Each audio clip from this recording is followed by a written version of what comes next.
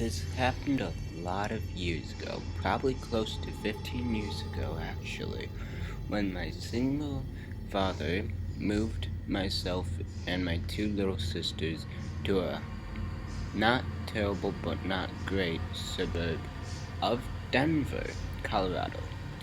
The divorce had shattered him, and at home my mother had left him for another man.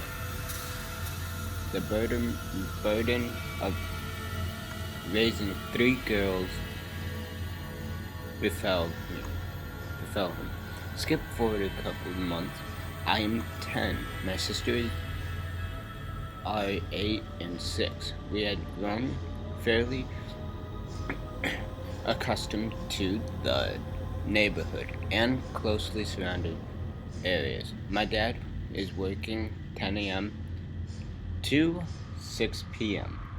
in Denver, where all the best pay is. And the responsibility of my two little sisters became mine when not when I was the eldest after all. We hadn't quite melded with the other kids yet of the area yet, but being three of us, we didn't mind. We were capable of entertaining ourselves. We used to ride our bicycles everywhere to all the surrounding neighborhood. The hiking trails along the river that led everywhere, even along the train tracks, which could be found in numerous amounts throughout the town. One set of tracks in particular, in fact, the closest to our home, had a long ditch-like valley along both sides of it. I think retrospect, it had been a safety type flood barrier to prevent the river from flowing out the neighborhood across the street.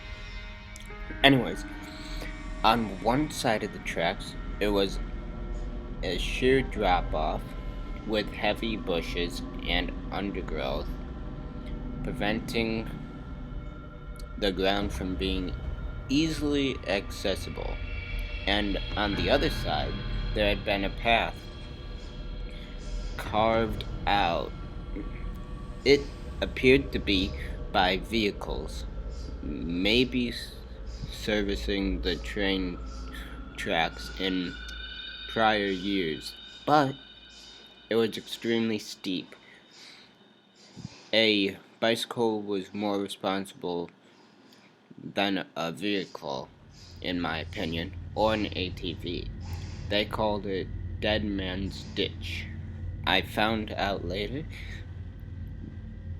on, but this information doesn't become relevant until later.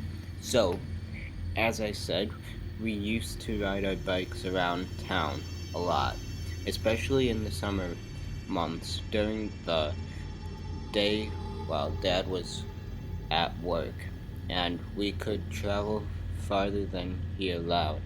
We also had a game we played, similar to Punch Buggy, combined with the license plate game. If any of us saw a license plate with double or triple characters conclusively, i.e. double B's or triple O's, we would announce it and then attempt to hit one another. It was barbaric, but we are siblings, so it's not outlandish. I don't want to share mine or my sister's names here, but on this particular day, we had been riding around for a few hours, and were and we're past the hottest part of the day. It was cooling down and gearing up for sunset. We made our way back towards home and were less than 2-minute bike ride from the house. I had been hanging back a bit, so both my little sisters were in front of me, the youngest in front, the middle coming up her left, the furthest from the street, and myself about 6 feet behind. A few minutes prior, a silver sedan had driven past us, going the opposite way we were. The car's plate had double sixes, which I had called first.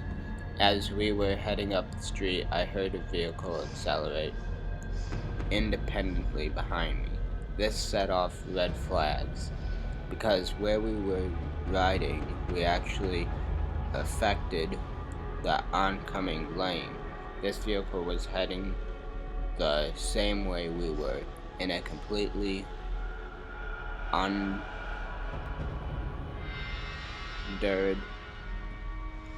lane. I'll put the link in the description so you guys can actually do whatever. I turned to look and automatically glanced first at the license plate, then at the silver sedan. Yep, Mr. Double Sixes was back. Now I could see him. Hispanic, mid-40s, wearing a blue and red faded farmer flannel with no shirt underneath. He did not say a word. He just looked at me for a second and then sped up, veering into our lane, and I watched in horror as the open driver's side window lined up with my baby sister. He reached out and grabbed her hand and the handle to a bicycle. He slowed down a bit, trying to pull my sister off her bike and into his open window. But something happened in his car, because all of a sudden he released my sister and put his hands back on the wheel. She took the chance and pushed like hell on her bike, racing towards Dead Man's Ditch. My other sister and I followed.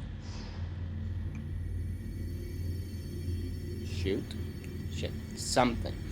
After a moment of what I know was tunnel vision, I heard the acceleration of the sedan again behind me. By this time, we were all historical, and I'm trying desperately to see through tears. The guy wasn't giving up. Whatever his deal was, he didn't want to let it go. Dead Man's Ditch was approaching quickly. Thinking on my feet, I directed my both sisters down the ditch, assuming Double Six wouldn't destroy his vehicle attempting to follow. My youngest sister cowered in fear at the top, whimpering about being afraid to fall. The middle sister didn't need to be told twice. She flew down the hill like it was nothing.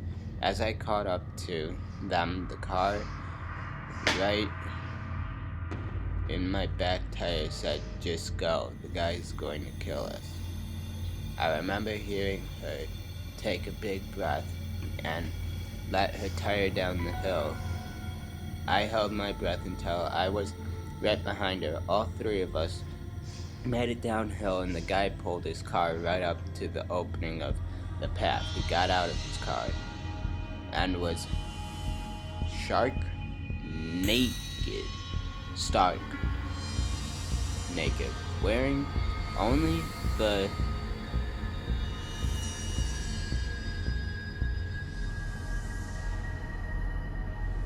unformatted flannel overshirt, I guess, and boasting a giant heart on which he proceeded to tug and wave in our general direction.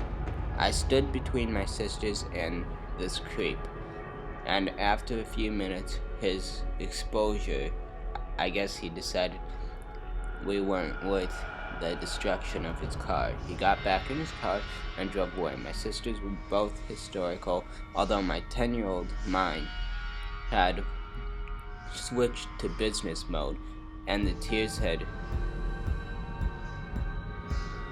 chased to flow. My only concern was getting my sisters home safely. We waited for about half an hour, but the car never came back. We braved emerging from the trail and hightailed it back home. When we got home and told our dad everything, he was outraged. Understandably. So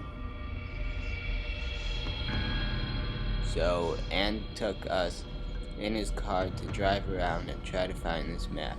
We didn't find him, but my dad called the police once we got back home and filed a report. Unfortunately, with only a description of a silver 4-door car with a license plate that began 66 and an older Hispanic man wasn't enough to track him down. They found in dead man's ditch a couple months later, but not before it had saved our lives. So the creepy double naked guy, let's not meet again.